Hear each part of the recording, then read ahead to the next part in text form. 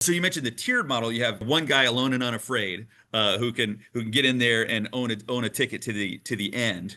And it works as long as you got really, really high skilled individuals across the board.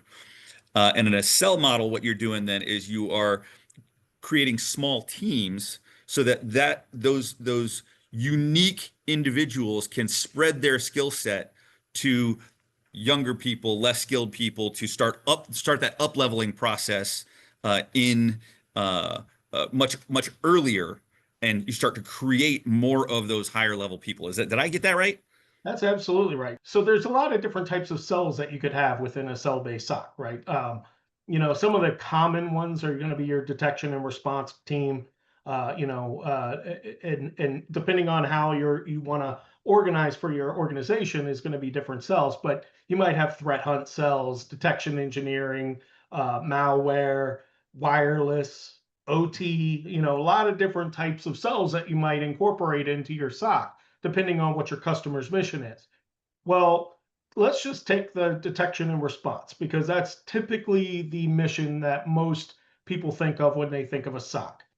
So, in your detection and response for a cell based version of that, what you would have is you would have everything from your junior analyst all the way to your expert incident responders and detection guys within the same unit, within the same cell. So let's say, for example, you get an alert for something that comes in. You would have your team lead, whoever the team lead is of that group, and that cell could range in size depending on the size of your enterprise. Could be 2 or 3 people. It could be 5 to 10, depending on the the types of things that come into your organization. So you're going to have a team lead, somebody who's leading the group. It could be a formal lead. It could just be, hey, you're the guy for today, right? But that guy's job is to look at what's coming into their queue and prioritize. And then once he's determined, okay, this is the most high priority investigation that we have for the moment. They rally the whole group on that investigation. Generally speaking, especially with the tierless model, but even in the tiered model, that goes to one person. The case gets assigned to somebody.